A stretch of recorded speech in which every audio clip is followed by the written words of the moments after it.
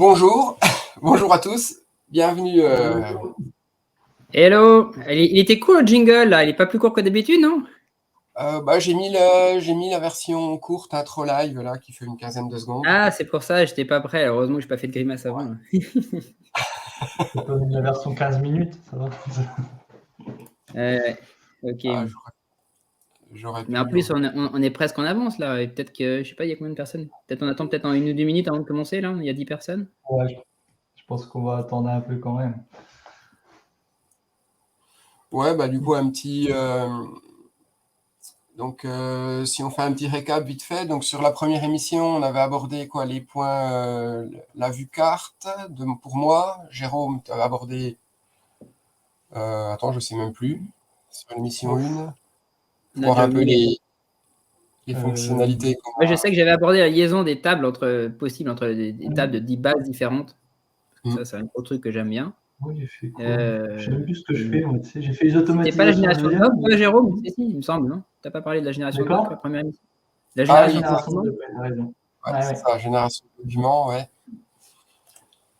Sur la deuxième émission, donc début janvier, on a parlé, donc, pour ma part, des automes Excel. Marco, tu avais fait un point sur le pricing Ouais. et sur un petit peu les limites, ouais, c'est bien ça. Et puis Jérôme, c'est pas que je te squeeze, Automne. mais Les rappelle automes déjà. classiques. Les automes. Ah oui, ça, ouais, on avait fait un petit tour automatisation. Donc voilà, et donc pour aujourd'hui, on a prévu continuer avec les fonctions un petit peu spécifiques, avec la gestion des mails, la partie formulaire externe, et puis un petit peu aussi l'import et l'export de données. Voilà, des fonctionnalités qui peuvent être bien pratiques dans la gestion des cas au quotidien. Oui, il y a Thierry qui est présent, faut pas dire de bêtises.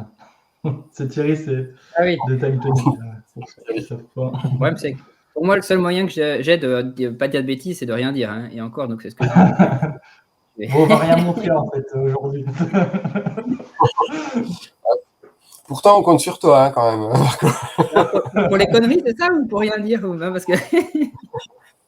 Faut bien que ça soit marrant, faut qu'il y ait un peu de conneries quand même. Ah, ouais.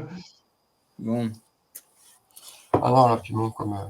Bah, Pour pas vous cacher les coulisses, plus les émissions passent, plus ça va être du live dans nos démos. Donc, Ouais, c'est sûr, avec le temps de préparation, avec les projets clients et tout ça, bon, c'est tout le monde pareil. Après, on prépare un peu moins, mais bon, le contenu est là, on sait ce qu'on doit dire et tout ça, donc ça va. Mais c'est vrai qu'avant, on se faisait une petite vidéo entre nous pour dire ce qu'on allait dire pour coordonner un peu. Là, c'était un peu plus mode live, quoi. je pense qu'au fur et à mesure, le temps passé, on va tracer un graphique du temps passé pour préparer en fonction des émissions, mais la courbe est descendante, on va dire, quoi. mais c'est bon, Ben, c'est bon. peut-être qu'on peut-être pas. C'est bon pour les conneries? Non, j'ai rien dit encore. On peut commencer peut-être. Si je sais Ouais, pas ce que vous en pensez là. ouais, 13h05, ça peut être pas mal. on peut démarrer. Donc, comment tu te lances, Marco, avec Ouais, les mais écoute, si tu peux envoyer mon écran, du coup, mails? Ouais, on peut y aller. hop, c'est parti. Alors, du coup, moi, je vais vous parler de la gestion des emails dans Time Tonic. Alors ça, c'est une fonctionnalité qui est disponible sur la version business, donc la plus haute version. Dans cette version-là, la différence par rapport à la version précédente, c'est qu'on peut évidemment toujours faire des automatisations avec un envoi d'emails via Time Tonic, mais surtout, on peut recevoir ces emails, répondre à ces emails dans Time Tonic. Ce qui est très sympa, c'est qu'évidemment, tout passe par des tables. Hein. Tout est vraiment table dans Time Tonic, là. Et niveau des mails, on a une table des emails. Alors là, avant d'avoir ça, j'ai paramétré une table d'acompte, de compte Gmail. Enfin, là, c'est un compte Gmail, mais je peux avoir autant de comptes que je veux. Je peux avoir un compte Outlook. Là, j'ai paramétré mon compte Gmail Pro, paramétré l'envoi avec du coup le serveur SMTP, la réception en IMAP. Et une fois qu'on a configuré ça, on a du coup une table email et on a dans cette table email l'ensemble des emails qui arrivent, les emails envoyés aussi, donc tous les emails. Et comme c'est des tables, je peux créer différentes vues. Là, j'ai vu des emails à traiter. Je peux créer une vue spéciale pour les emails envoyés. Ce qui va m'intéresser du coup aussi, c'est comme c'est des tables, je peux aussi ajouter des colonnes spécifiques. Je peux du coup enrichir les fonctionnalités du mail. Là, par exemple, je peux lier un mail à une mission, je peux lier un mail à ma to-do list. Donc, je peux vraiment profiter pleinement du coup de la base de données, de ces gestions d'email. Ça peut être pratique de rattacher un email à des échanges clients, par exemple, si on fait un CRM. Donc, tout ça, voilà, c'est vraiment un gros plus de pouvoir vraiment rattacher ces emails directement depuis l'application et de pouvoir y répondre. Alors là, dans la vue des emails à traiter, la vue que j'ai, si j'ouvre pour voir à quoi ça ressemble, donc là, je retrouve différents champs. Alors, j'ai paramétré complètement mon affichage. Je peux évidemment changer ça, mais j'ai gardé évidemment l'émetteur, les expéditeurs, l'objet du mail. Et j'ai rajouté, moi, en plus, et je vais en discuter tout à l'heure, des champs qui vont être enrichis avec de l'IA et des automatisations. Et je peux me créer vraiment les vues complètes que je veux sur mes emails pour les traiter. Et là, en fait, je me suis rajouté une case à cocher. Quand mon email est traité, je le coche. Et comme c'est la vue des emails à traiter, dans ce cas-là, il va disparaître de ma pile d'emails à traiter. Donc, je peux aussi envoyer un nouvel email. Donc là, je me suis fait une vue différente quand j'envoie un nouvel email. Donc, si je veux, par exemple, tester ça, je vais envoyer un nouvel email. Donc là, du coup, c'est mon compte email qui est présélectionné. C'est le compte email que j'ai paramétré dans les accounts. Mais je pourrais en avoir plusieurs si je en paramétrais plusieurs. Donc, l'expéditeur, je peux envoyer, par exemple, un mail sur mon autre adresse personnelle. Donc, je peux mettre un objet, donc test 42, mettons, je fais ça, je clique sur envoyer. Alors, je pourrais très bien faire sauvegarder, quitter. Là, il resterait dans mes mails à traiter. C'est un brouillon, un draft. Je peux le reprendre. Et une fois que le mail me plaît bien, c'est plus 42, mettons, c'est 43, ça change tout. J'envoie le mail. Donc, quand je clique sur envoyer, si je vais dans les éléments envoyés, du coup, je peux voir qu'il y a un email qui a été envoyé. Il est à l'état send. Donc, il est bien arrivé et je peux ouvrir ce mail et j'ai accès à tout ce que j'ai envoyé, tout ce que j'ai fait. Donc là, jusque-là, bon, c'est pratique, on peut quand même écrire, ça évite de passer d'un outil à l'autre. On n'a pas encore utilisé toute la puissance de ce qu'on peut faire avec. Ça pourrait être intéressant quand j'envoie un mail, peut-être. Donc, je vais écrire un nouveau mail. J'ai imaginé que j'écris, alors j'ai toujours cette adresse-là parce que c'est mon adresse perso, mais j'ai imaginé que j'écris, par exemple, à la mairie de mon village et je voudrais lui poser une question. Et j'aimerais que, par exemple, que ChatGPT m'aide à rédiger le mail parce que je n'ai pas forcément envie d'écrire le mail complètement à la main. Donc, j'ai rajouté une action, proposer contenu. Et ça, on va voir, ça va déclencher une automatisation. Et l'IA va me proposer un contenu l'email par rapport à ce que j'ai mis ici. Alors, là, par exemple, je vais dire, je voudrais demander à ma mairie si une réduction est possible sur la cotisation foncière d'entreprise. Alors je vais écrire tout parce que cotisation foncière des entreprises. On peut toujours rêver, on ne sait jamais, c'est peut-être possible. Donc là, c'est ce que je vais demander à ChatGPT. Je lui demande de me proposer un contenu, donc je clique dessus, proposer contenu, et là, je ne sais plus si j'ai paramétré le modèle 3.5 ou 4. Le modèle 3.5, ça va assez vite, le 4 un peu moins, mais il est plus pertinent. Voilà, donc là, c'est ce que me propose du coup ChatGPT. Bon, après, évidemment, si on fait un meilleur prompt, on peut avoir des résultats qui, évidemment, sont de mieux en mieux. Mais en gros, voilà, potentiellement, il peut me rédiger cet email pour moi. Donc après, je peux le prendre et puis je peux faire du copier-coller. Et là, donc, j'ai le contenu de mon email. Et alors là, donc c'est intéressant, mais on peut imaginer aussi, moi, que j'ai envie peut-être de traduire cet email. Par exemple, j'ai envie de l'envoyer en anglais. Bon, ma mairie, si je leur envoie un email en français, c'est déjà pas simple. Si je l'envoie en anglais, je vais les perdre. Mais c'est vraiment pour l'exemple. Donc là, je change. J'ai rajouté, pareil, un champ en plus, du coup, dans la table email, qui est un champ déroulant avec des possibilités de sélectionner une langue. Et là, ça va modifier le paramétrage et ça va envoyer à ChatGPT l'info comme quoi il faut traduire. Alors, je vais en email. Donc, je clique sur anglais. Je vais en anglais, pardon. Voilà, donc là, je vois le contenu de mon email qui est en anglais. Et bon, pareil, je peux le prendre et puis du coup, je peux revenir et puis l'envoyer en anglais. Donc là, grâce à l'IA, je peux traduire des mails, ce qui est quand même assez sympa. Non seulement je peux traduire des mails et je peux aussi me faire aider aussi par ChatGPT pour rédiger des emails. Alors, si j'ai des emails assez laborieux à écrire, clairement, on va beaucoup plus vite avec ChatGPT. Puis j'ai bien sûr la main parce que je peux les modifier directement depuis l'éditeur HTML de TimeTonic. Donc là, c'est très pratique à modifier. Alors, je ne l'ai pas montré, mais évidemment, j'ai des champs pièces jointes. Je peux envoyer des emails avec des pièces jointes aussi. Voilà, ça, c'est possible.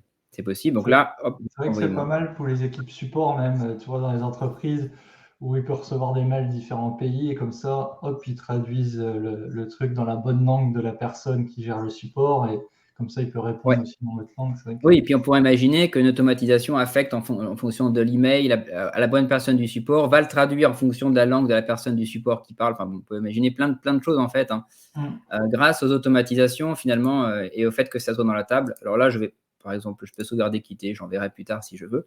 Comment c'est foutu derrière? Donc, c'est des automatisations donc sur la table des emails de type donc native time tonic plus IA. Et donc le bouton, par exemple, traduire un mail derrière. Donc, c'est simplement ce qui se passe, un bouton derrière. Je vais le déclencher, l'action, quand la langue est modifiée. Donc, quand dans ma liste déroulante des langues, je change, je déclenche mon automatisation. Je déclenche ça que s'il y a une langue qui est sélectionnée. Et l'action, c'est de demander à ChatGPT. Donc là, j'ai pris le 3.5, un turbo. Je lui ai mis quelques contextes pour dire quel sera ton rôle. Ma question, traduit dans la langue de la liste déroulante le texte qui est le contenu HTML que j'avais dans mon email. Et la réponse que tu fais, tu me la mets dans le champ traduction. Voilà. Donc là, évidemment, là, je ne suis pas forcément passé beaucoup de temps sur le prompt, hein, mais meilleur le prompt est et meilleure sera la réponse de ChatGPT là-dessus. Après, on peut choisir aussi le modèle 3.5 ou 4, suivant ce qu'on veut faire. Du coup, si on veut aller plus vite, des fois, on n'a pas forcément envie d'attendre, d'avoir une grande puissance de la part de ChatGPT. Le 3.5, ça va très bien. À l'inverse, des fois, on veut que ça marche un peu plus, de manière un peu plus profonde. Et là, dans ce cas-là, on prend le 4, mais bon, faut attendre un petit peu. Hein. Ce n'est pas TimeTonic qui attend, hein, c'est ChatGPT qui va mettre du temps. Voilà. Donc, en fonction de notre besoin, on peut très bien changer. Et j'ai rentré juste mes clés d'API, l'ID d'organisation pour paramétrer ça. Et là, donc, ça se fait vraiment de manière très simple. Hein, finalement. Donc, j'ai vraiment une petite automatisation qui est simple à ce niveau-là. Donc là, j'ai montré l'envoi d'un nouvel email. Donc, j'ai montré qu'on pouvait, du coup, avec l'IA, on pouvait du coup traduire le contenu de l'email, proposer aussi du contenu. Et donc là, maintenant, j'ai un autre cas, un exemple aussi, c'est le traitement des mails. Alors, quand on reçoit beaucoup de mails, des fois, on passe quand même pas mal de temps à traiter ces mails. Donc là, dans ma liste des mails à traiter, j'ai plusieurs emails et j'en prends un, par exemple, le premier. Donc là, j'ai pas mal de textes à lire. Alors, il n'est pas forcément très long celui-là, mais ça peut être intéressant des fois que j'ai un résumé. Donc, j'ai rajouté un bouton. Et pareil, j'ai une automatisation derrière qui va envoyer ça à ChatGPT, qui va envoyer tout le contenu de mon mail et qui va lui demander le résumé. Donc là, si je clique sur résumé, j'attends un petit peu. Et ça va me permettre d'avoir automatiquement finalement un résumé sur l'email que j'ai à traiter. Voilà. Donc là, le résumé n'est pas forcément hyper court. Hein. Pareil, le prompt, je peux l'adapter.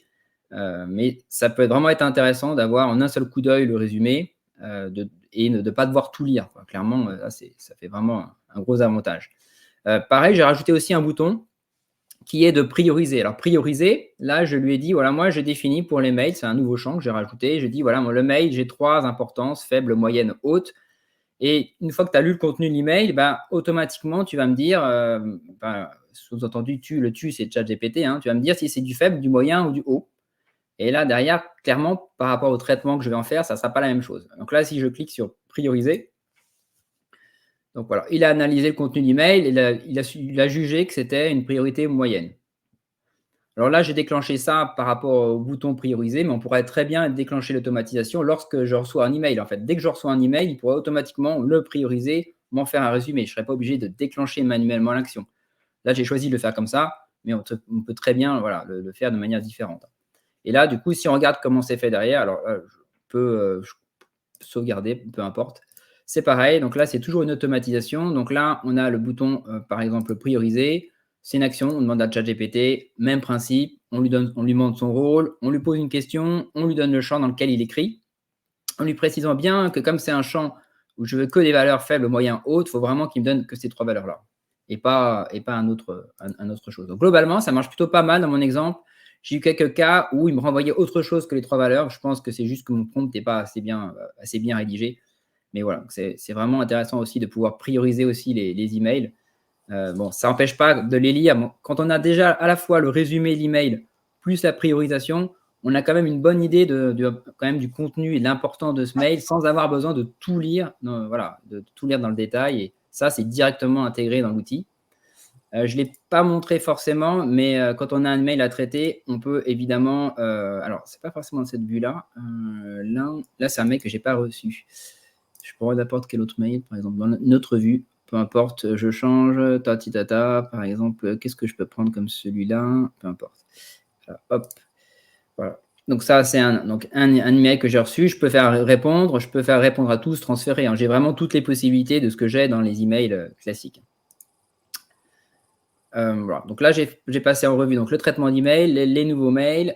J'ai prévu aussi un autre petit scénario. Alors là, c'est complètement un peu fictif, mais pour voir un peu ce qu'on peut faire avec, c'est que je me suis dit la chose suivante qui peut être intéressante des fois, c'est quand on envoie des emails, on ne pense pas forcément à mettre son chef en copie. Alors, bon, je n'ai pas forcément de chef, mais imaginons que j'ai un chef en copie. J'ai envie de lui envoyer, j'ai envie de le mettre en copie, de forwarder les mails qui sont vraiment importants. Et des fois, j'oublie. Je n'ai pas forcément envie d'y penser à chaque fois. Et j'ai envie de me dire, j'aimerais une automatisation qui fait en sorte que si le mail est important, il le transfère automatiquement à mon chef. Ça, du coup, c'est ce que j'ai fait dans le petit exemple. Donc là, j'ai une automatisation qui va être avec TimeTonic qui est plus simple. Je n'ai pas mis d'IA. On pourrait très bien imaginer que ce soit l'IA qui analyse les mails pour savoir si ça vaut le coup, que mon chef soit en copie, etc. Moi, j'ai pris un cas simple. J'ai pris un cas simple, le cas où le mail est envoyé, où l'objet contient important. Donc, ce qui détermine si mon mail est important, c'est juste le fait que l'objet contient important. Mais ça, voilà, on aurait très bien pu mettre d'autres conditions plus élaborées. Et que du coup, le mail, il n'a pas été envoyé à mon chef. C'est-à-dire que là, j'ai supposé que mon chef, c'est moi-même, c'est mon adresse perso, mais j'ai supposé qu'il n'est pas dans la liste des destinataires. Et dans ce cas-là, c'est important. Je n'ai pas envoyé l'email. Et qu'est-ce que je fais comme action? Là, j'utilise l'action de TimeTonic qui est d'envoyer un email. Je lui envoie un email. Je mets forward devant, W. Je remets l'objet du mail au départ. Je remets tout le contenu. Voilà. Et là, derrière, après, l'email va partir. Alors, si je teste là, du coup, rapidement, pour voir ce que ça donne, je crée un nouvel email. Donc là, je vais envoyer sur une autre adresse IDEA. Je ne mets pas l'adresse du coup Gmail parce qu'on va tester. Et là, je mets important. Par exemple, à suivre. Hello World. Alors, je ne sais pas quoi mettre. Voilà, Hello World, on va dire. Donc là, ce que je fais, du coup, c'est j'envoie ça. Donc, mon chef, il n'est pas dans la liste des destinataires. Ouais, Hello World, c'est une private joke de développeurs. Je ne savais pas quoi mettre. C'est 42 Hello World le contenu des mails. C'est celui qui a commencé un cours il n'y a pas longtemps sur un cours Python, un cours sur Python pour les étudiants d'école de commerce. Ils aiment beaucoup Python d'ailleurs. Alors, bref, j'envoie. Du coup, ce que je peux voir dans les éléments envoyés, et bien là, du coup, il y a mon mail qui vient de partir, donc important à suivre. Et du coup, si je rafraîchis aussi, là, est-ce que send, pourquoi? Évidemment, c'est l'effet des mots. Qu'est-ce que j'ai fait dans ce mail? J'ai bien mis important. Ah, j'ai mis un important avec une majuscule. Est-ce que c'est ça qui ferait que… C'est peut-être ta façon d'écrire important, non? Ouais. Important minuscule. Alors ça, clairement, il faudrait faire en sorte que du coup, il y a une automatisation, qu'on soit pas limité à la case, qu'on mette tout en majuscule. Bref, dans mon exemple, voilà. Bon, imaginons, j'aurais fait mon test quand même pour montrer que normalement que ça marche. Ou alors ChatGPT a compris que c'était pas important, les blagues. Ouais. Pourtant, Hello World, je pense que c'est important. Hein. Important, coucou. On va voir, c'est peut-être le contenu du mail. Hein. Non, mais là, je vais mettre 43, par exemple. Et je vais mettre un destinataire aussi. Hop, un nouvel email, tac. Et là, c'est bon. Hop, j'envoie.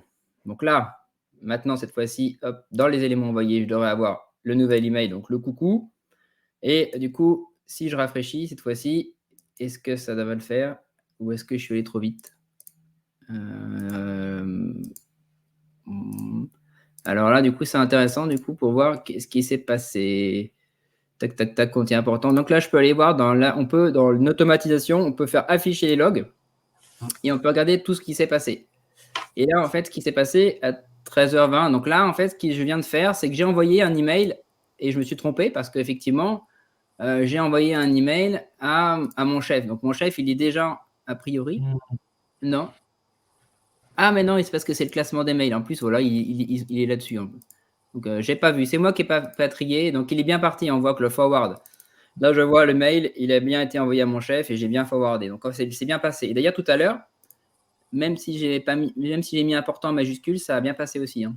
A priori, voilà. C'est pas case sensitive, le test. D'ailleurs, c'est…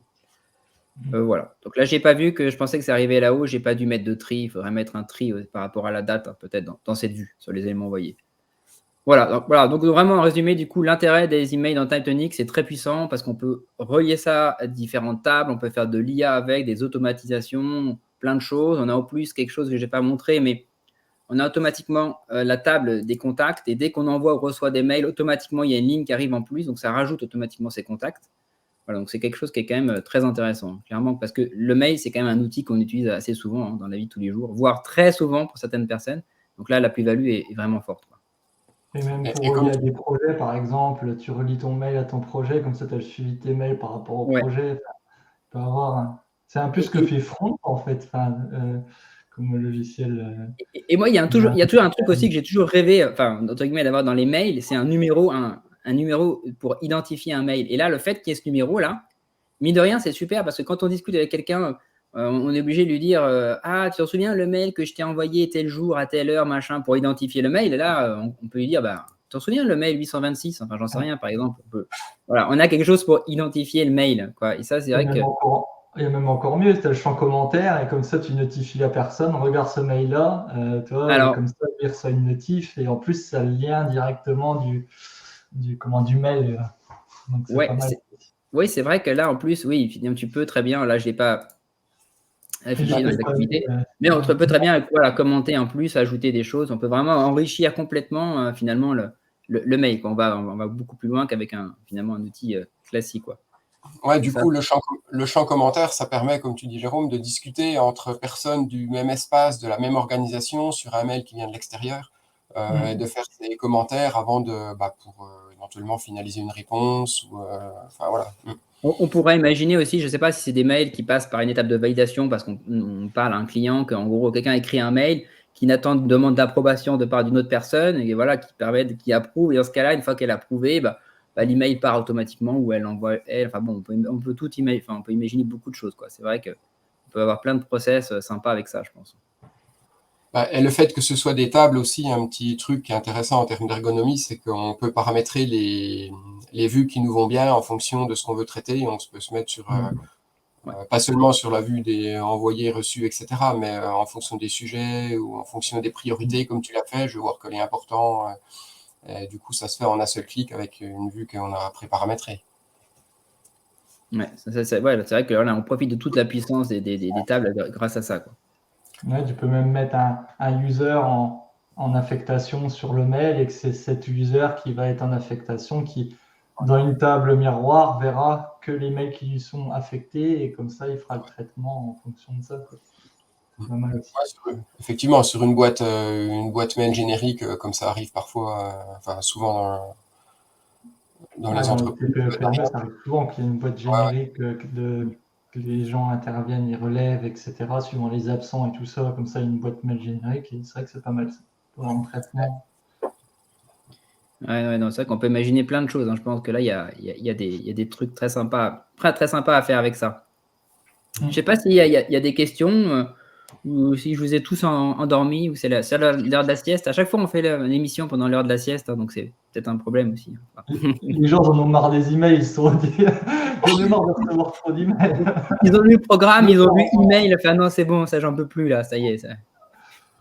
Bon alors, à quand l'intégration de Slack comme les emails? Ouais. En même temps, on peut déjà discuter dans TimeTonic de toute façon déjà. Donc du coup, voilà. Pourquoi passer par Slack Il n'y a pas autant de choses que dans Slack encore, mais peut-être qu'on peut passer à la suite alors s'il n'y a pas de. Ouais, puis s'il faut, si les questions arrivent après. Ouais. On pourra bien sûr y revenir, quoi. Ouais. Donc, t'es parti, Jérôme? Ouais, vas-y. Normalement, j'ai partagé mon écran, tu peux le mettre sur le pen. Est-ce qu'on voit bien déjà?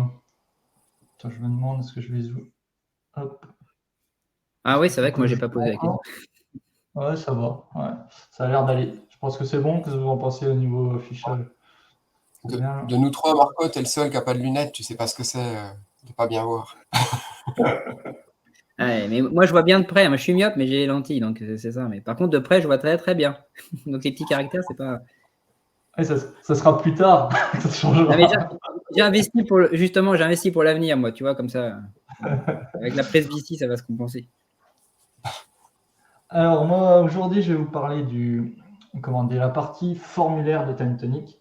Donc, pour ça, j'ai gardé un peu la même base. Ça va être, je pense que ça va être le fil rouge de à chaque fois mes présentations, c'est que je pars de la même base.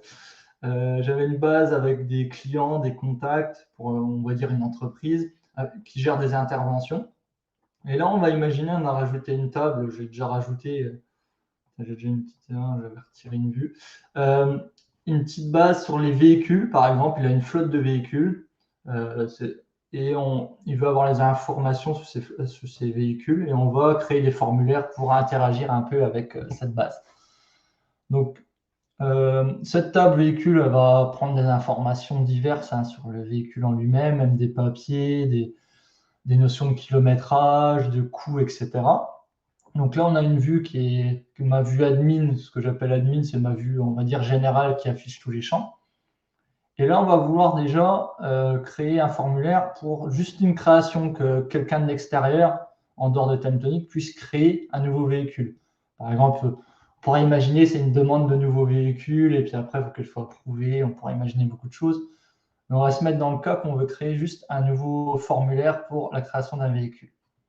Donc pour ça, je vais créer une vue. C'est le plus simple pour gérer tout ce qui est formulaire et envoi, etc. Donc je vais créer une vue création véhicule. Hop. Donc cette vue-là, comme c'est la création d'un véhicule, on va mettre un peu tous les champs, mais les champs kilométrage, date de relevé et tout ça, on va dire qu'ils ne sont pas importants parce que là, c'est un nouveau véhicule, donc il n'y a pas cette notion de kilométrage et date de relevé, etc., on va dire. Donc là, on va gérer un peu dans ce champ-là, masquer les colonnes, on va gérer les accès par rapport à cette vue de lecture-écriture ou de lecture seule ou de faire disparaître un champ. Donc là, on va pas en mettre en lecture seule, ça n'a aucun but parce que ça voudrait dire que la personne ne peut pas saisir, mais j'en ai fait disparaître et apparaître. Donc là, on a notre vue, on va dire, on a les informations qui sont intéressantes pour la création de notre formulaire. Et pour créer le formulaire, il suffit d'aller dans partager le formulaire. Et là, il nous ouvre cette page-là pour créer le formulaire, en fait. Donc, je vais marquer le titre, c'est création de véhicule. Donc, on va mettre un petit smiley, c'est toujours plus beau. Blablabla, bla, bla. Je vais mettre en description. On va voir un peu que ça apparaît. Il y a un mot de la fin. Le mot de la fin, c'est à la fin de la soumission du formulaire. C'est le petit message qui peut apparaître. Donc, par exemple, je vais mettre un petit merci. Un logo, je vais en mettre un. Je vais en avoir un là. Ouais, c'est le mien. Hop. Je vais mettre un logo pour vous montrer un peu comment ça apparaît. On a aussi une image de couverture. Ça peut être comme un bandeau, quoi. On peut mettre ça aussi. Donc là, j'en ai pas. Mais ça peut être ajouté. On est capable de mettre un URL de redirection, c'est-à-dire à la fin de la soumission, je le fais avec certains clients, par exemple, c'est d'aller sur leur site internet ou ce genre de choses comme ça, ou d'aller vers. Ça peut être aussi une colonne, c'est-à-dire on a décidé une redirection en fonction de certains critères. Par exemple, si c'est tel formulaire, on veut que ça soit sur tel champ, si on veut que ça soit de tel type, ça soit sur tel champ, etc. Donc on peut avoir aussi une colonne comme dans TimeTonic directement de redirection qui peut évoluer. Ouais, et on peut rediriger vers d'autres formulaires également, puisque c'est des URL. Ouais, on pourrait faire un cheminement de formulaires et se dire une première étape, puis après on agit sur autre chose, etc. On a aussi protégé par un CAPTCHA, c'est juste pour la sécurité, pour pas que des robots puissent saisir des formulaires et vous pourrir votre base, clairement. Et puis on a auto-authentification requise. C'est quoi en fait? C'est parce que on peut, par exemple, si c'est un formulaire interne, se dire il n'y a que ceux qui sont connectés à TimeTonic qui puissent saisir le formulaire et qu'il y ait une sorte de traçabilité là-dessus, quoi, par exemple. On pourrait imaginer. Et là, c'est le bouton de sauvegarde. Par exemple, je vais marquer envoyer. C'est juste parce que le bouton de sauvegarde il est en anglais en standard. Donc là, on peut mettre un petit texte français. Donc là, j'ai créé mon formulaire. Donc, il nous donne un lien URL c'est-à-dire vraiment un lien web vers directement le formulaire. Et aussi, il donne le code à intégrer. Par exemple, sur votre site, si vous voulez intégrer sur votre site internet et que vous pouvez mettre un iframe directement dessus, eh ben, vous pouvez mettre ce code-là et ça mettra le formulaire sur votre site, par exemple. Donc là, je vais copier la petite URL et je vais l'ouvrir pour montrer ça. Toc. Donc là, comme on le voit, il y a le formulaire véhicule avec tous les différents champs que j'avais mis. Donc la notion de champ obligatoire est valable aussi dans les formulaires, c'est-à-dire là, je peux pas envoyer le formulaire si ce champ obligatoire-là n'a pas été mis. Donc, je suis obligé de le remplir. Je vais marquer un vrai truc, test live. On peut mettre d'autres champs obligatoires, on peut prendre des photos. Si par exemple ce serait un formulaire téléphone, on pourra avoir accès directement au téléphone, prendre une photo et mettre une image, ce genre de choses. Donc on va voir les différents champs, puis on va envoyer. Hop, là j'envoie mon formulaire. Il me dit OK. Là, j'ai pas mis le lien de redirection, donc il ne va pas vers un site, mais si on en aurait mis un, il aurait été vers ce site. Donc là, hop. Et là, voilà. Comme ça, mon formulaire de création est arrivé. Donc on va dire qu'il y a eu un nouveau véhicule le demandé. Donc si on veut aller plus loin après, là je veux par exemple, je m'étais mis quoi, un formulaire, ouais. Alors tout ce qui est formulaire, modification d'un formulaire. Donc là on peut aller directement créer des formulaires pour modifier un enregistrement. Donc même procédé, par exemple, on veut dire, on veut que les personnes, il y a une notion de, là on avait vu de comment, c'était où? Ah ben je les ai fait disparaître dans la création, mais une notion de kilométrage et date de relevé. Imaginons qu'on veut envoyer, je vais dire une bêtise, tous les mois, tous les 3 mois, à une personne qui a affecté sous cette voiture, qui fasse le relevé kilométrique. Par exemple, dans les sociétés, ça se voit assez souvent qu'il y a un relevé à faire, etc. Ou ça pourrait être mettre à jour l'assurance, la petite vignette d'assurance. Il faut qu'il y ait un scan qui est fait, qui est pris en photo pour montrer qu'elle a bien mise dans la voiture. Par exemple, des petites choses comme ça. On va pouvoir faire des formulaires de modification. Donc pour ça, même procédé, je vais créer modification, on va l'appeler relevé kilométrique. Hop. Et cette vue-là, pareil, je vais gérer mes droits dedans pour ce qui est intéressant. Donc là, par exemple, je vais mettre tous mes champs en lecture seule. Donc comme ça, tous mes champs seront en lecture seule, sauf, par exemple, on voudrait juste que la personne remplisse ce kilométrage. Donc il y a juste les champs kilométrage et date de relevé qui seront possibles de modifier pour la personne. Donc là, je vais sauvegarder. On va dire que j'ai ma vue de prête bien pour mon formulaire. Et maintenant, on va créer ce lien direct vers chaque enregistrement. Donc pour ça, on a un type de champ spécifique. Ça doit être formulaire externe. Donc là, c'est un lien qui va emmener vers le formulaire externe, vers l'enregistrement lui-même. Par exemple, là, le Kangoo, le Clio, le Kangoo électrique, etc. Donc je vais l'appeler forme. On va le mettre kilomètre. Donc là, soit on peut le transformer en bouton, c'est-à-dire dans l'interface de TimeTonic, ça va être un bouton. Mais concrètement, derrière, ça reste un lien avec une URL. C'est juste que le bouton, c'est juste visuel pour dans TimeTonic. Donc là, par exemple, je vais mettre le bouton. Comme ça, j'aurai accès directement. Donc, je vais marquer forme kilométrique. Le titre du formulaire, on va l'appeler relevé kilométrique. Si j'arrive à écrire français, j'aurai besoin de ChatGPT pour qu'il me corrige un peu. Description, bon, ça on va le garder. Mot de la fin, on va juste mettre un petit merci. C'est un peu le même principe qu'on a vu précédemment. Et là, on peut choisir une vue en tant que restriction du champ de vue, c'est-à-dire quels sont les droits que je vais accorder, les champs visibles et tout ce qu'on vient de faire avant. Donc là, je voudrais que ce soit relevé kilométrique qui soit pris en vue pour ma saisie de formulaire. Là, pareil, bon, on peut remettre un logo ou pas, on peut mettre des couvertures, etc. On peut avoir un URL de redirection, pareil, on pourrait orienter vers d'autres choses. Et on a un nouveau champ qui est jetons à usage unique. Ça, c'est pas mal, c'est quand on veut, par exemple, on veut donner accès à un client externe et on veut qu'il puisse modifier qu'une seule fois le formulaire, après il ne peut plus y retourner. Ça peut être bien pour de la modification d'informations, mais on ne veut plus qu'il ait accès pour aller revoir la data, etc.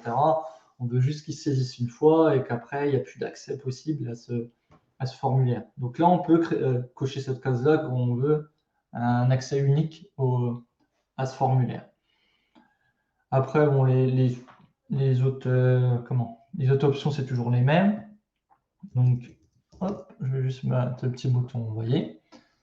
Hop, et il nous a créé le petit bouton qui va nous orienter directement vers l'enregistrement. Donc là, j'ai le Kangoo, par exemple, mais si je prends Peugeot Expert, hop, il m'envoie vers le Peugeot Expert. Avec toutes les informations qu'on avait mis, ça peut être des photos, ça peut être les différents détails. Et là, on va pouvoir changer nos kilométrages, par exemple, 55 000, et la date du relevé, je vais mettre 2023. Il n'y a pas la notion de date du jour direct. On est le 1er février, il me semble. Je vais mettre aujourd'hui, hop. Et là, je saisis le nouveau kilométrage et je fais envoyer. Et comme ça, on a modifié notre fiche. Je vais actualiser pour que ça va vite. Voilà, on a actualisé notre date de relevé et notre kilométrage. Donc, voilà, on pourrait imaginer une petite automne qui envoie ça tous les 3 mois. Et d'ici 3 mois, ben, après cette date-là, les derniers relevés, qu'il envoie une notif à la personne qui a affecté dessus pour qu'il mette à jour le kilométrage. Donc là, ça, c'est les parties. Ah, Thierry, possibilité de mettre par défaut la date du jour dans le champ date. Ah oui, c'est vrai, j'avais pas pensé. On a la possibilité, c'est dans les définir la valeur par défaut. Bah, de toute façon, on peut même directement dans le champ, je fais une connerie parce qu'on n'est pas obligé de faire ça, mais date de relevé. Ah oui, mais là, comme elle est déjà remplie, là, elle est déjà aujourd'hui, mais comme elle est déjà remplie, ça serait dans la création, ça mettrait la date du jour directement, mais là, comme elle est déjà remplie, ça prend l'ancienne date. Enfin, c'est pas très grave. Voilà pour forme de relevé kilométrique. Après, je pourrais montrer la partie signature. Je crée. Tiens, je vais rajouter sur le champ de relevé kilométrique. Je rajoute un champ. Et pour vous montrer la signature, je l'avais déjà montré, je crois, la dernière fois, mais bon, c'est parce que c'est visuel. Non, c'est un champ de type pièce jointe. Toc. Bon, là, ça n'a aucun but, mais on va dire dans un autre contexte, ça pourrait avoir un but, c'est qu'on veut que ce soit une signature, qu'il y ait un champ signature dans notre formulaire directement. Donc là, je pourrais cliquer dessus. On a nos informations comme on avait vu précédemment. Et là, il y a un champ signature. Donc on peut cliquer dessus, que ce soit en mobile ou en truc, on pourrait mettre notre signature et on peut signer le document. En fait, ça envoie une image avec notre signature et qui permet de faire ça directement en vue formulaire des signatures. Donc ça, c'est pas mal apprécié par les clients. Souvent, j'ai les documents qu'on fait comme ça et qu'on fait les signatures avec les clients. Donc après, c'est une signature basique, hein. C'est pas une signature certifiée, bien sûr. Hop, et puis si je prends là, la signature, elle est bien arrivée dans mon enregistrement. Autre étape, on pourrait imaginer. Pour le coup, effectivement, c'est un champ signature classique, mais c'est surtout un champ où, si tu veux, tu peux faire aussi un petit croquis, un petit schéma vite fait pour expliquer une situation. Ça peut servir aussi à cette utilité. Tu vois, c'est vrai que c'est bête, mais j'ai jamais pensé pour apprendre. Moi non plus, mais je pense que je dessine tellement mal que c'est peut-être pour ça que j'y ai pas pensé en fait. Parce que rien que l'idée de dessiner comme ça. Déjà la signature, j'ai déjà du mal avec mes mains, donc. Avec la souris là, ça va. Mais ouais, non, mais c'est une bonne idée ça, clairement. Et pareil, les images sur les photos avec le téléphone, avec la mobile hors ligne, par exemple, on peut annoter et faire des dessins dessus. Tout ça, c'est pas mal aussi. Ça serait beaucoup utilisé. Alors oui, je disais imaginons qu'on veut créer je fais pour plusieurs clients, ça c'est souvent un besoin qui est pas mal, c'est de créer un QR code pour avoir accès aux informations du véhicule. Par exemple, j'ai déjà fait dans le BTP pour des camions, des genres de choses comme ça, c'est qu'on met un QR code dans chaque camion pour avoir accès aux différentes infos à jour qui sont dans TimeTonic. Donc là, pour faire ça, je vais reprendre je vais garder celle-là relevée kilométrique, c'est pas très grave. On va l'adapter, ou je vais en recréer une, ça va vite aller. On va dire information véhicule. On va créer une vue. Et là, je vais pas garder. Si, je vais garder tout en lecture, même le kilométrage. Hop. Bon, le reste des infos, ça, je vais le mettre en invisible. Toc. La signature, pareil, je vais peut-être la retirer parce que ça n'a aucun but là-dessus. Hop. Et là, on va vouloir créer qu'on a un formulaire d'accès au véhicule pour aller chercher les informations, les images de l'assurance, carte grise et tout ça. Donc pour ça, un peu le même procédé qu'on a fait avant, on règle notre vue, on ajoute un lien externe, par exemple. Je vais dire information forme. Hop. Donc là, c'est un formulaire externe. Donc, je vais le créer. Pareil, je peux mettre transformer en bouton. Je vais marquer information. Je vais rester simple pour ne pas perdre trop de temps. On va remettre un petit logo juste pour que ce soit visuel. Toc. Et de toute façon, ça, on n'en a rien à faire. Ça ne va pas changer grand-chose. Donc, on a notre lien de formulaire pour accéder, je le montre, à notre champ. Là, je ne les ai pas mis en lecture seul, si. Ah, si. J'ai peut-être pas mis la vue, tiens. C'est peut-être pour ça que j'étais en modification. Ouais, voilà. Restriction de la vue. On va le mettre en information véhicule, justement, parce que j'ai vu qu'on pouvait modifier les champs comme ils étaient blancs, et là, ils sont grisés, donc ça veut dire qu'on ne peut pas les modifier. C'est ce que je voulais, pour qu'il y ait une visualisation des éléments. Hop. Donc, on a créé notre formulaire, et là, je vais vouloir créer un QR code. Alors, pour créer un QR code, déjà, il faut passer par un permalien. Alors, qu'est-ce que c'est un permalien? C'est un lien qui va ne pas bouger, en fait. C'est un lien qui va faire référence à notre formulaire qu'on a créé, mais quoi qu'il arrive, des changements, etc., au niveau de données, au niveau du jeton de notre formulaire, etc., quoi qu'il arrive, il ira rechercher le bon champ. C'est une redirection d'URL, je crois, derrière, techniquement. Et on pourra aller toujours avoir le même lien, il ne va jamais bouger celui-là pour ce record-là. Donc là, je vais choisir information, forme, c'est celui-là que je voulais prendre. Et à partir du permalien, on va pouvoir créer un QR code. Donc créer le QR code, comment ça se passe? Je vais l'appeler comme ça. Si je tape code, il y a un champ spécifique, code QR, et on va prendre, là je vais prendre mon permalien, comme ça on aura un lien unique, ce sera toujours le même pour ce véhicule-là. On va créer le QR code de cette façon. Et là, les différents QR codes sont générés. Hop. Voilà. Les QR codes sont générés et ce QR code-là, quand on va le flasher, on va arriver sous le permalien. Donc, si je vais dessus, hop, on a accès directement à notre vue véhicule et on aura toutes les informations du véhicule qu'on voulait derrière. Donc, on a toutes les informations. Là, je n'ai pas masqué ceux-là, mais le permalien et le QR code, il est dedans, donc ils n'ont pas été affichés. Mais voilà, on va pouvoir gérer un QR code avec un accès à des ressources d'information. Donc, ça, dans les véhicules, engins et tout ça, c'est souvent utilisé et c'est vrai que c'est pas mal pour donner un accès extérieur. Oui, tout ça sans compte TimeTonic pour les gens qui vont compléter le formulaire. Oui, pas besoin de fill-out, c'est directement intégré dans TimeTonic. Hein. C'est vraiment l'idée, quoi. C'est vrai que c'est top, ça, le QR code. Franchement, moi, maintenant, dans presque tous les projets clients, surtout que c'est des TPE, PME avec des choses à gérer derrière, souvent, le QR code, j'utilise vraiment presque tous les projets maintenant. Parce que c'est quelque chose, je ne l'aurais pas dit avant Covid, c'était un peu compliqué pour les gens.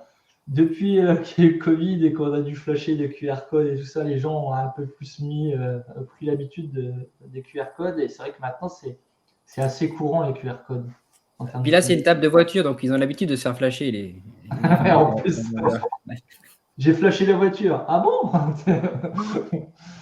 Ben non. Il y a une chose aussi importante, tu l'as évoqué, là, le fait qu'on puisse avoir finalement sélectionné une colonne pour l'URL du coup de retour du formulaire. Ça, c'est quand même super puissant parce que du coup, ça peut être dynamique. Ce n'est pas une URL statique. Ça, c'est vraiment un gros plus. Ça, enfin, je l'ai pas Enfin, montré tu l'as évoqué, mais c'est vrai qu'on ne l'a pas détaillé, mais il faut ouais. vraiment garder à l'esprit ce truc-là, quoi. C'est vrai que j'aurais pu le prendre en exemple. Je m'en sers un peu autrement. Je vais montrer un autre cas. J'avais créé ça, j'en avais fait une présentation dans le milieu industriel, donc j'avais pris un peu un contexte industriel avec une gestion de flotte, des chariots élévateurs, nacelles, etc. Et bon, c'était un peu autour de l'intervention, un peu comme ce que j'ai montré avant. Donc il y a des anomalies, et puis par rapport à des anomalies qui ont été constatées, on va faire des interventions. Et ça, en fait, j'ai créé, je vais vous montrer un petit, on va dire que le QR code, il emmenait vers la home, ce que j'appelle la home. Enfin, c'était ça, toc. Je vais le montrer là. Donc j'ai créé un petit bouton. On va dire le QR code, il emmenait vers le véhicule. Donc là, par exemple, j'avais le nom et puis j'étais toujours en lecture seule. Et j'ai créé des boutons. Ces boutons-là, ils vont permettre, c'est juste des boutons avec une URL derrière, hein, et qui vont aller permettre d'aller chercher soit des informations sur le produit. Par exemple, là, c'était ma fiche produit. Donc là, on restait dans la même table. Et là, j'ai toutes les informations au niveau du véhicule. Et vous voyez là, par exemple, j'avais recréé un bouton pour revenir à la home directement. Hop, je reviens à la home. J'ai un genre de petit logiciel, enfin, des vues avec des URL qui reviennent à l'endroit qu'on veut. Et j'avais aussi fait une remontée d'anomalie, par exemple. C'est que ça allait me créer dans une autre table l'enregistrement. Enfin, le but, c'est que ça me crée dans une autre table l'enregistrement, mais tout en gardant le véhicule sur lequel on était. Donc, j'ai fait en gros un préfil du champ. Et ce préfil-là, on doit le voir normalement en haut. Enfin, je ne sais pas si on voit bien, mais j'ai fait et engin égale le préfil de mon champ, enfin ce que j'avais sélectionné. Et en fait, je le crée avec des formules directement, je pourrais montrer après, directement dans le camion, quoi, enfin dans l'entité camion. Et comme ça, je peux faire des liens directs avec de la pré-saisie. Et je l'ai mis en lecture seule, comme ça, je suis sûr que les gens ne modifient pas l'engin. Et comme ça, ils pouvaient marquer j'ai un problème technique là-dessus, etc. et décrire le souci. Et ça nous crée un formulaire. Là, par contre, ton système de navigation, tu es sur des formulaires classiques ou avec des formulaires externes, un peu un mix des deux? Un mix des deux, parce qu'il y en a. Le premier, en fait, c'est un lien comment on va dire, c'est un lien externe, donc c'est vers une entité, donc vers les engins, le premier qu'on a vu. Et quand on veut remonter les anomalies, c'est sur la création. Donc là, on va dire que c'est un formulaire standard. C'est juste un formulaire avec une pré-saisie et tout ça, mais bon, ça reste un formulaire de création, un formulaire standard. Et du coup, l'ensemble un petit peu de la navigation du micro-logiciel est faisable sans compte TimeTonic. Ouais, ça c'est totalement externe. Donc là, j'ai créé mes petits boutons. Ah, les petits boutons, c'est quoi?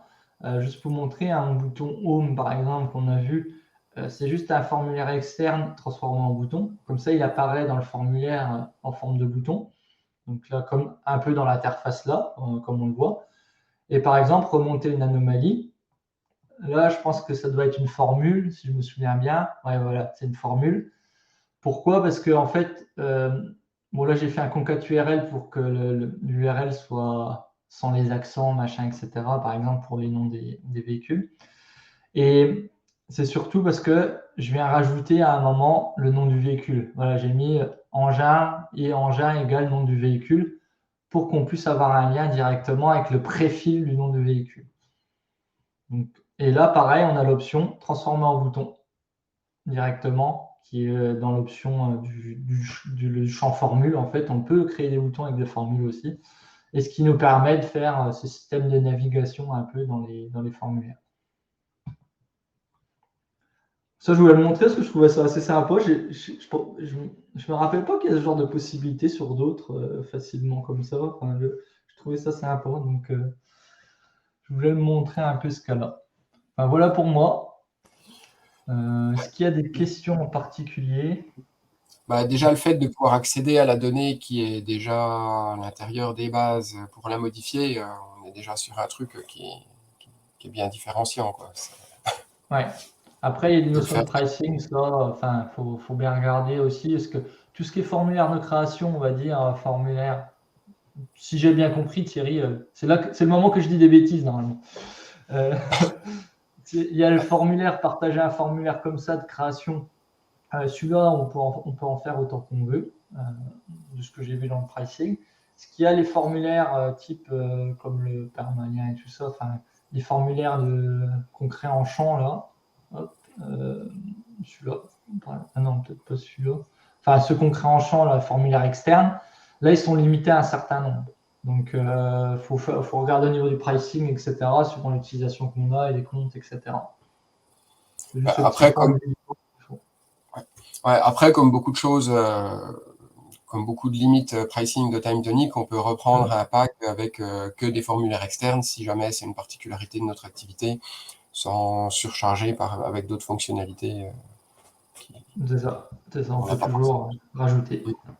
Après, il faut être en business, quoi, mais après, bon, après quand on a utilisation, ce genre de choses-là, avec un certain nombre, tout de suite, quand on commence à être une grosse entreprise et tout ça aussi, donc c'est logique. Hein, ça, Oui, puis on a les vu en fait possibilités aussi. sont assez grandes quand même par ça, et c'est vrai que ça fait pas de compte externe, donc c'est logique aussi, il y a de la modification de data, etc. Puis on a vu aussi avec le pricing que finalement le business est assez accessible hein, quelque part malgré tout. Ouais, Du Ouais, coup, c'est vrai que tu le peux vite business, faire le ça. business est intéressant à partir de 5, enfin, est accessible et intéressant à partir de 5 utilisateurs. Donc, on y est vite finalement. ouais. Donc, ben, je pense que je vais laisser la place à Martial s'il n'y a pas de questions. Je te laisse Ouais, bah prendre la sinon, main. ouais, sinon, comme tout à l'heure, s'il y a des questions Ouais, qui viennent après c'est coup vrai. sur ce que vient de dire Jérôme, ou même revenir sur les emails dont a parlé Marco, allez-y, faites-vous plaisir. Donc là, on va parler de quelque chose qui est peut-être un peu moins visuel, peut-être un peu moins sexy aussi, c'est les imports-exports de données. Pourtant, c'est quand même quelque chose qui est très pratique, notamment à l'initialisation d'un projet, où c'est quand même top de pouvoir importer des données en masse, ou voire de rajouter des données à des tables existantes. Alors, je vais commencer par l'import, puisque c'est ce qui me semble assez logique. Déjà, on a des données, et ensuite, après, on peut les ressortir. Donc, déjà, si l'import de base, qui est la création de table, donc, on le voit, c'est quand on crée une nouvelle table,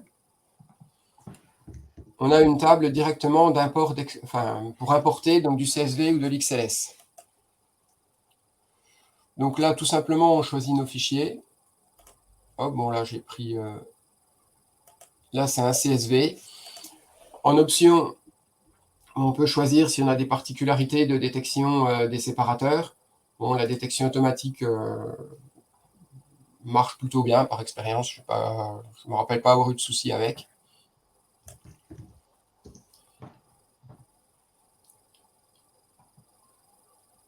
Donc là, je ne sais plus c'est quoi comme table. Il doit y avoir... bon, il doit quand même y avoir à peu près 1000 records dedans. Donc j'ai fait une table toute simple avec les ID, nom, prénom. C'est une table, grosso modo, une table de commande où j'ai mis quelques quantités. Alors ce qu'on voit, c'est que là, on a quasiment que des champs au format texte. Et la quantité où j'ai un nombre, ça a été détecté directement en format nombre. Et comme là, c'est des quantités c'est des tailles, donc de t-shirts, de chemises, etc. Il n'y a pas de décimale. Donc voilà, là, on voit que la table a été créée directement avec tous les records. Donc là, c'est pour la création, c'est tout simple, il n'y a rien de bien sorcier, de bien extraordinaire. Alors, on peut aussi compléter des données. Donc là, ça passe depuis sur la table, enfin, le champ est sur la table des données qu'on veut compléter. Donc là, il y a importer. Alors, on va déjà passer sur importer depuis CSV. Donc là, ça nous ouvre une nouvelle fenêtre TimeTonic où on va sélectionner notre fichier. Alors là, c'est pareil, on peut choisir le type de séparateur. En cliquant sur lire le fichier, donc là, on voit ce qu'il y a dans le fichier. Alors, tac, pour vous montrer, je l'ai fait tout simple. Est-ce que je peux zoomer bloc-notes comme ça? Ouais. Hop. J'ai juste fait un fichier tout simple d'intervention avec de record, voilà, pour aller plus vite. Ouais. Attendez, effacer. Alors, par défaut, voilà, parce que j'ai déjà fait des tests avant, donc il y a des choses qui étaient préchargées. Donc, on a sur la partie gauche les champs du fichier qu'on veut importer. Et ensuite, à droite, donc avec un exemple de données, et à droite, le mapping qu'on veut faire. Donc là, je vais mapper ma date, mon type d'intervention, ma durée en minutes, et puis tech, c'est pour le technicien. Donc, on voit qu'on a un rappel du type de champ. Donc là, j'ai des records qui vont être mappés avec des liens vers des autres tables. Donc ensuite, juste un OK. On démarre. Toc. Bon, alors là, on peut fermer la fenêtre là. Et là, on voit les deux champs que je n'ai peut-être pas assez montré avant. Les deux enregistrements qu'on retrouve là, du 24 décembre, du 1er janvier. Voilà, 24 décembre, 1er janvier. Les liens ont été faits. Alors, attention, quand on veut importer des tables enfin des données qui vont écrire dans des champs avec des liens. D'ailleurs, là, c'est bizarre. Ah, parce que je l'avais déjà créé avant. Eh oui, comme j'ai fait des tests. En fait, dans les paramètres du champ de lien, on peut faire de la sélection ou de la création. Donc là, ça n'aurait pas dû le créer. On va faire un petit truc. Toc. Mince. Modifier. Ouais, sélection uniquement. Là, on va le changer. Hop, Yann.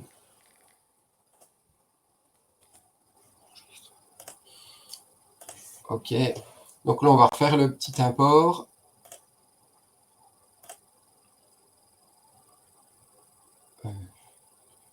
Voilà. Donc là, vous voyez, comme j'ai fait l'import tout à l'heure, je l'ai déjà fait, dans le cache, il y a le mapping des champs qui est conservé. Donc là, ça va, il y en a 4, c'est hyper rapide. Mais si on fait plusieurs fois la même opération, dans la même journée ou de suite, bon, ben, c'est conservé. En plus, on peut même sauvegarder et importer ces associations. Ça, c'est pas mal parce que Ouais. quand on est susceptible d'avoir des imports différents suivant des contextes, on peut les sauvegarder, ces formats d'import directement. Et c'est vrai que ça fait gagner du temps parce qu'une fois qu'on l'a fait et qu'on a un champ avec 100 champs, par exemple, ben, ça fait beaucoup, quoi. Donc, c'est bien de les sauvegarder, je trouve. Ça génère un JSON. Donc là, on voit mon Yann qui n'était pas dans ma liste des techniciens. Mon Yann qui n'était pas dans la liste des techniciens, il n'est pas créé, puisque je n'avais pas autorisé la création sur mon champ de lien. Donc là, j'ai autorisé la création. Alors, comme disait Jérôme, là, ce que j'ai fait tout à l'heure, en fait, j'ai sauvegardé les associations, donc ça génère un JSON. Et là, je peux charger les associations que j'ai sauvegardées, donc tram, et tout de suite, on voit que les champs se remplissent. Voilà, donc Comme je le disais, là, il y a 4 champs, voilà, c'est pas. Mais on voit bien l'intérêt sur des tables où on peut avoir à faire des imports réguliers, où il y a une cinquantaine, voire plus de champs. On définit notre trame. Alors déjà, un, c'est moins pénible de la définir comme ça. Et puis deux, ça évite des erreurs de mapping. Voilà. Donc là, je vais actualiser un coup, on était au 28. Hop. Et donc là, on voit que mon lien a été créé quand j'ai changé les modifs de la table. Donc c'est un truc qui peut sembler assez logique, mais qui peut vite être piège si on définit une vue avec la sélection uniquement et qu'on veut importer des données. Il y a un petit truc qui est sympa aussi dans l'import. C'est l'import de pièces jointes. Alors, si vous gérez beaucoup de documents, etc., hop, vous pouvez sélectionner toute une liste de documents. Voilà. Et là, ça va générer une ligne par document. Voilà, bon, alors là, ça n'a pas trop de sens dans la table dans laquelle je l'ai fait, mais on voit bien que directement, on peut avoir les documents qui sont intégrés quand on initialise une base documentaire. Et là, vous voyez, j'ai du Word, j'ai de l'Excel, j'ai du CSV, je ne sais plus ce que j'ai sélectionné, il y a peut-être le JSON qui est passé dedans, enfin bon. Voilà. On va passer. Donc voilà pour l'import. Je ne sais pas, Jérôme, Marcos, si vous voyez s'il y a des trucs que j'ai pu. Il y a un truc sympa, c'est avec les clés uniques, parce que quand on veut faire un import sur des enregistrements qui existent déjà et qu'on veut créer s'il n'existe pas, ou etc. C'est vrai que le côté. C'est côté mise à jour aussi. Là, on a montré que la création, on peut faire de la mise à jour de données. Ouais, c'est ça. Vous voyez, en plus ouais, je l'avais. Bon, là, c'est pas forcément la clé la plus pertinente. Là où les clés, d'ailleurs, ça peut être plusieurs clés qui vont décider de comment on fait pour savoir si le record doit être créé ou si c'est un record déjà existant. Ouais. Donc, ça évite, effectivement, ça peut éviter d'avoir à gérer des doublons par la suite. Parce que ça arrive souvent que il y a ce besoin-là lors d'un port en un second temps où tu vas vouloir mettre à jour, où il y a beaucoup de trucs. Moi, je voyais dans mon industriel, c'est que tu avais des comptes rendus de machines qui étaient mis en CSV. C'était le seul moyen que tu avais de te connecter. Tu faisais l'import, mais bon, il y avait des choses qui existaient déjà et des nouvelles choses. Donc comme ça te permettait de faire un import propre au niveau des mises à jour et des créations. C'est vrai que ça, c'est top. Ouais. Du coup, sur la partie export, alors c'est à titre personnel, je trouve pas ça hyper intuitif, mais l'export se cache sous le petit bouton partager. Donc là, on voit des fonctions relativement classiques d'export vers CSV, export vers XLS. Donc le CSV, bon bah voilà, rien d'exotique pour ceux qui ont l'habitude de manipuler tout ça, où on choisit on paramètre les décimales, etc. On peut mettre les fichiers, ça c'est quand même bien. C'est vrai qu'il y a certains exports sur certains logiciels où tu peux même pas mettre les fichiers. Alors la particularité quand on fait des exports, c'est que la première fois j'ai cherché. Et en fait, l'export se dépose dans la petite partie messagerie de notre espace TimeTonic. Donc là, j'ai fait l'export et TimeTonic est allé me le chercher là. Donc là, après, je peux l'enregistrer. J'ai un client qui m'a fait une remarque là-dessus. Et c'est vrai que c'était pertinent parce que il voulait pas que, les exports, ça l'embêtait parce que alors, des fois, genre des commerciaux, par exemple, ils exportaient la base client et ils en faisaient d'autres choses à côté. Et ce qu'il y a de bien là, c'est que celui qui fait un export, il est direct flagué. C'est l'avantage. Ouais, parce que c'est clair qu'à partir de là, on peut mettre en place des notifications, On peut générer automatiquement sa lettre de licenciement. Ah non, pardon. Ah, oups, c'était pas le bon export. Ouais, c'est la limite des automations des fois. Il faut pas savoir, faut pas forcément les déclencher tout de suite.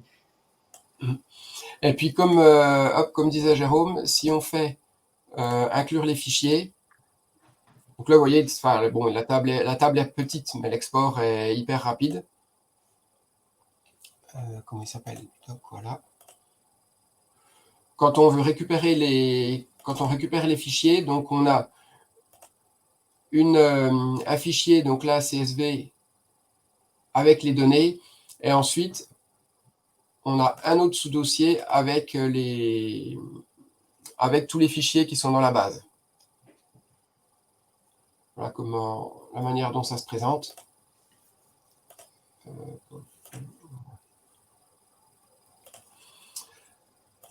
Alors, un truc qui est vraiment, que je trouve, en utilisateur du back-office, que je trouve vraiment top, c'est l'export des lignes avec un modèle. Alors, pour les plus anciens, on peut appeler ça du publipostage, en quelque sorte. Ça s'appelle plus comme ça maintenant, moi, c'est... Merde, je suis ancien, alors du coup, c'est un terme qui me parle. Moi aussi, je suis vieux. Désolé, Marco. Donc là, on définit une trame un petit peu comme à la même manière que la génération de documents dont Jérôme avait parlé précédemment. Donc, on met nos balises de champ, alors qu'on va trouver dans la partie organiser les colonnes, on reprend nos codes de colonnes. C'est exactement, enfin sur la partie là, c'est exactement comme de la génération de documents.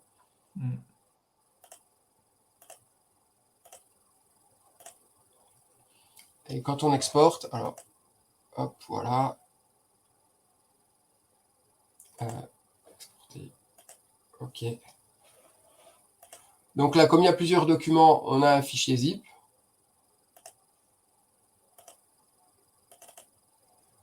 Et là, on voit que j'ai 35 éléments, ce qui correspond à mon nombre de records dans la table. Et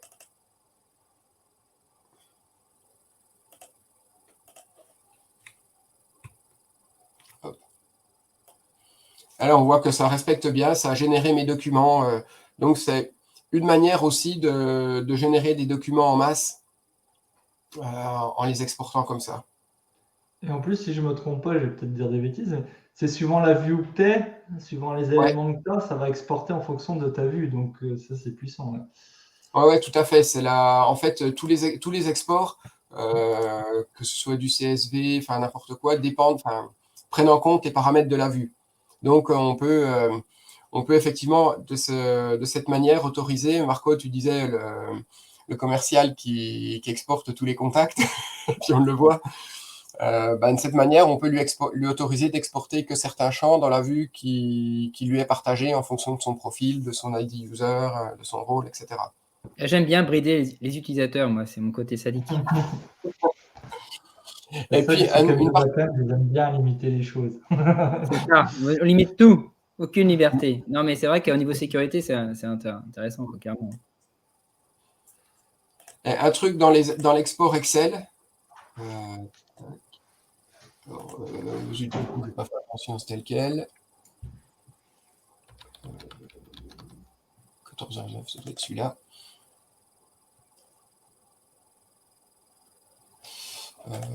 Non, ça ne l'a pas pris. Non, c'était pas le bon.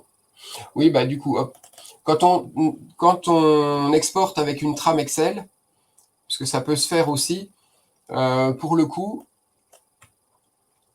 on sait définir quel champ on veut exporter, comment, etc. Bon, là, c'est fait de manière très, très simple. Ça fonctionne à peu près de la même manière que sur Word, au détail près qu'il faut mettre, si on veut toute la liste, il faut le mettre dans le champ, dans le nom de la cellule. Ah oui, il n'y a pas de dollar en fait là. Parce que moi je me suis fait avoir, j'ai testé avec $1, je crois, la dernière fois, et ça n'avait pas marché. Ok. Non, en fait, et après là, tu as ta liste qui va s'implémenter. Là, je l'ai mis juste dans la première cellule sous mon libellé. Et puis la liste s'implémente. Et c'est pas ça que je voulais montrer. Oh mince. Je ne sais plus sur quoi j'ai fait l'export. Je vois l'heure, tant pis, je ne vais pas rechercher. Et en fait, quand on exporte en Excel, ça garde toute la partie mise en forme, couleur, etc. qu'il y a dans la table par rapport à du CSV. Je sais plus Ah oui. Ouais, c'est vrai que quand j'ai fait des exports pour des clients, à chaque fois il y a des couleurs. S'il y a des statuts avec des couleurs, ça va mettre le fond en couleur. Il y a des trucs qui se gardent aussi. Ouais, bah du coup, voilà, tout ça, quand on l'exporte en Excel, c'est conservé. Bon, et puis on voit c'est presque trop bien parce que du coup, ça incite les gens à exporter Excel et si on veut les faire quitter Excel pour certains usages, mine de rien, ça aide pas là, si c'est trop avancé, quoi. Et je crois que suivant le profil où tu es, si tu es utilisateur ou juste lecteur, ça, la partie partager, importer, tout ça, elle apparaît ou non aussi suivant les profils user. Ouais, c'est ça. Si tu te mets en limité, en utilisateur, je ne me rappelle plus, mais oui, effectivement, en fonction du profil d'utilisateur défini, le bouton partager est masqué ou pas. C'est l'avantage parce que si tu veux limiter une personne pour qu'il ne puisse pas faire des sports, c'est une des façons, on va dire, par les droits qu'il n'a pas les boutons. Ça va plaire à Marco. Et puis pour pas faire plaisir à Marco, on peut vite supprimer de la discussion les exports avant que ce soit trop tracé sur ce qu'on a exporté. Ouais, mais avec les notifs, Ouais. je pense qu'il y a moyen de faire quelque chose. Il a déjà reçu la lettre de licenciement, même s'il efface, c'est trop tard. C'est ça. De toute façon, l'autom est lancé. Voilà. Voilà pour un petit tour rapide des fonctions d'export-import. Moi, perso, ce que j'aime bien, c'est vraiment le côté j'exporte des documents, je génère des documents en masse juste en faisant un export en mode publi-postage. Ça, ouais. Et surtout dépendant d'une vue. Donc, comme ça, on peut exporter des documents qu'en fonction d'un statut ou d'une date. Parce que ça, c'est une tannée souvent. Je veux dire, si tu as une vue spécifique pour extraire, c'est quand même beaucoup plus simple qu'il y a d'autres outils où ça te met tout. Et après, démerde-toi sur le Excel ou autre à supprimer tous les champs que tu veux pas. Tu vois, souvent, c'est la galère à traiter derrière. Quand même. Et puis là, pour le coup, ce que je trouve top aussi, c'est que tu mixes les fonctions d'export et de génération de doc dans un seul truc. Donc, ça peut être une bonne manière de ne pas passer par de la génération de doc individuelle ou automatisée ou quoi que ce soit. Ça en exporte. Il y a une question qui me vient, parce que personne ne pose des questions, du coup, moi, je vais en poser. Non, mais en te regardant, ça me donne... Est-ce que tu sais s'il y a des limites, quelles sont les limites du nombre de données qu'on peut importer ou la taille du fichier CSV, par exemple? Non, j'ai déjà importé, je crois que le plus gros que j'ai importé, d'ailleurs, ça n'avait pas fait plaisir ça m'avait pas fait plaisir à Time Tonic parce que d'un coup j'avais explosé mes limites de l'époque de mon plan en nombre de records. Je crois que je devais avoir une centaine de champs et puis dans les 35 000 records. D'accord, oui, donc c'est quand même énorme parce que là, par exemple, sur Airtable, même avec une grosse extension, tu es à 25 000 records, je crois, maximum. Ah oui, 5 ou 5 mégas pour un CSV, donc à mon avis, tu dois vite. Donc on peut aller assez loin. Après, si tu as un bon plan, évidemment, pour recevoir les lignes, après, c'est normal. Ça, c'est et puis, voilà, puis un petit piège dans lequel je suis tombé aussi, c'est le VPN. Il vaut mieux le désactiver quand on fait des imports-exports ou alors définir mettre Time Tonic en exception pour que ça passe. Mais c'est vrai que tu as déjà eu des soucis là-dessus. C'est vrai que j'en mets pas de VPN, donc je devrais peut-être, mais j'ai jamais eu le souci. Non, c'est juste, un coup il était activé, puis je comprenais pas, les imports marchaient pas. Voilà, j'avais pas pensé à ça. Ouais. Mais après, surtout des imports qui peuvent mettre du temps, peut-être avec des changements d'adresse IP ou des conneries comme ça, que ça pose souci peut-être. Moi, je m'étais fait avoir, je crois que c'était par rapport aux droits API. En fait, il faut avoir les droits API pour pouvoir faire de l'import, c'est ça. Ah ouais. D'ailleurs, ce qui peut limiter aussi les droits pour les personnes, ça peut être un moyen aussi de l'hybrider. Un moyen de plus pour l'hybrider, oui. C'est vrai que je m'étais fait avoir pareil, j'avais un compte démo que j'ai voulu faire un apport et puis je me suis rendu compte que je pouvais pas, j'avais pas les droits à payer, donc j'ai dû aller retourner sur l'autre compte pour l'activer. Mais ouais, c'est vrai que vous pouvez penser à ça. Et pareil, enfin, je spoil un peu, mais je pense que c'est comme c'est dans les cartons et tout ça, bientôt il va y avoir un type d'importation FTP. Avec un serveur HTTP, on peut aller chercher directement, enfin, il y aura un fichier, on peut aller chercher un fichier directement sur un serveur distant pour le mettre à jour dans TimeTonic. Donc, sachez bien que c'est dans la partie dev en ce moment, donc ça arrivera, je pense, cette année comme solution, mais ça se voit beaucoup en entreprise. Ça peut être vraiment une future, ça va vraiment pas mal au niveau import aussi, pour automatiser, on va dire, des imports sur des serveurs distants. Donc, ça peut être top aussi dans le futur. Ouais, puis ça peut permettre de communiquer avec des logiciels peut-être un peu plus anciens qui n'ont pas forcément des API ou dont les API font pas ce qu'on veut. Mais moi, j'ai souvent ce besoin-là en industrie, enfin, si j'en fais plus encore avec TimeTonic, mais clairement, c'est un besoin qu'il y a beaucoup en industrie, parce que tout est sur. Pour limiter les accès, ben, c'est plus du CSV, etc. Comme ça évite d'avoir des connexions dangereuses et tout ça. Ça exporte un CSV sur un serveur. Et justement, FTP, c'est pas mal. Et ça c'est vrai que ça sera un bon point pour TimeTonic dans le futur. Ah, une question d'Edouard. Alors, concernant le champ email en création, est-il possible d'y mettre plusieurs adresses? Si oui, avec quel séparateur? C'est la virgule, de toute façon. Ouais, c'est la virgule. Donc, Ouais, oui. pour moi, ça doit être Moi, je le fais en automne souvent. Et en standard, même quand on sélectionnait plusieurs, ça séparait d'une virgule. Donc, pour moi, enfin, j'ai déjà fait en automne, et oui, il faut le séparer par des virgules et ça va prendre en compte. Du coup, oui, c'est possible, plusieurs adresses et avec virgule. Mm. Si vous voulez répondre, ouais. Ouais.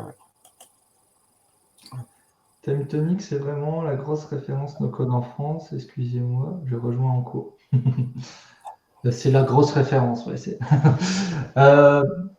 Après, ça dépend de quel type de logiciel. Il y en a plein de différents en no-code, même en no-code. Hein. Donc, il y a des concurrents aussi qui sont sur d'autres façons de voir. Là, on va dire, on est plus data first, donc visuel direct de la data. Donc, pour moi, TimeTonic, oui, en France, c'est le meilleur là-dessus. Après, il y en a d'autres sur d'autres façons de voir le logiciel, mais il y a d'autres, des types XR ou autres, enfin, Eteco par exemple, mais qui ont d'autres approches au niveau logiciel. Donc après, ça dépend un peu du contexte, je dirais. Ouais, le choix n'est pas toujours évident et hyper tranché entre la solution à utiliser. Après, c'est toujours pareil, il faut toujours connaître bien là où les solutions pour pouvoir faire un choix éclairé, quoi. C'est ça. C'est ça. Ouais. Souvent, il faut avoir manipulé un peu les différents, comme ça tu te rends compte dans tel contexte, c'est mieux. Puis surtout, il faut se projeter aussi dans le futur. Enfin, il y a des outils qui sont plus. Moi, ce que je trouve, c'est souvent plus c'est facile à utiliser, plus tu vas avoir d'autonomie, donc c'est très très bien. Mais après, il y a certains trucs que tu ne pourras pas faire. Et inversement, des outils où tu peux faire un peu plus de choses, mais tout de suite au niveau que le client, pour qu'il maîtrise le logiciel, c'est un peu plus complexe ou pour créer des choses. Donc, c'est toujours un compromis entre facilité et puissance, et puis solution, on va dire, des fonctionnalités qu'il y a derrière l'outil. C'est une solution née sur Ouais, tu peux afficher la question, du coup, Martial. Pendant que Jérôme finisse, ouais. J'étais en train de dire sur mon écran. C'est pas pour moi, c'est pas de la WS. Hein. De toute façon, c'est du stockage en France. C'est Scaleway, si je me trompe pas. En tout cas, c'est pas un provider américain. C'est un provider américain, c'est un provider français, c'est pas WS. Donc, ça, il y a sur le site, si je me souviens bien, il y a une partie RGPD et tout ça, et sécurité, etc., qui est sous le site, et il me semble qu'il précise un peu ces points-là. Mais s'il y a des questions un peu plus sur le côté serveur et tout ça, n'hésite pas on a créé un Slack des Timetoniciens et n'hésite pas à t'inscrire dessus. Je pourrais remettre le lien, on pourra remettre le lien après. Sur ce Slack-là, on peut poser des questions et si c'est le genre de choses que tu veux préciser, on pourra répondre sur le Slack de la communauté pour donner les infos. Je sais bien que Thierry et puis Jean-Michel me ont déjà donné ces infos-là, mais je ne sais plus ce qui est confidentiel ou pas, est-ce qu'on peut tout dire, au niveau des stockages et tout ça. Donc, va déjà voir sur leur site, je pense, et puis sinon, le Slack des Timetoniciens, on pourra rentrer un peu plus dans les détails si besoin.